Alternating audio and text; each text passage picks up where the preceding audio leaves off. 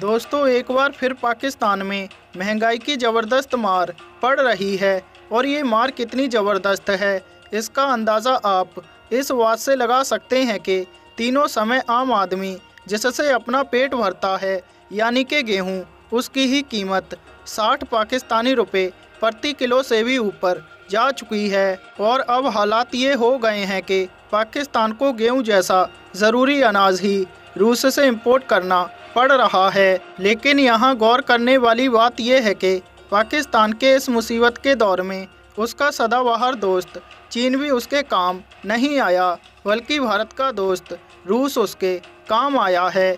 वैसे गौर करें तो अनाज के मामले में चीन पाकिस्तान की कोई मदद कर ही नहीं सकता, क्योंकि जब कोरोना की वजह से रूस में लॉकडाउन हुआ था तब से ही रूस ने चीन को निर्यात होने वाले अनाज जैसे गेहूं चावल पर रोक लगा दी थी, जिसके कारण खुद चीन में भी खाने पीने की चीज़ों की भयंकर किल्लत हो गई है।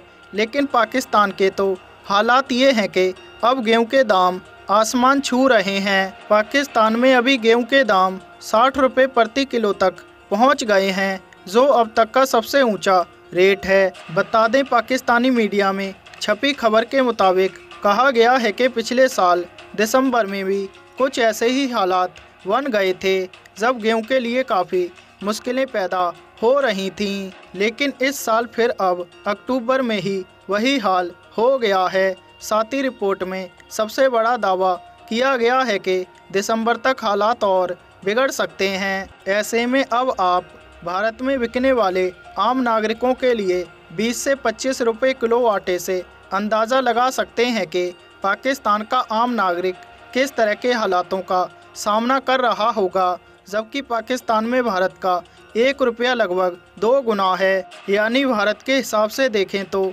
वहाँ 1 किलो आटा 120 रुपये किलो है। ऐसे में पाकिस्तान अपनी गेहूं की समस्या को दूर करने के लिए रूस से इस महीने करीब 2 लाख मीट्रिक टन गेहूं मंगवा रहा है।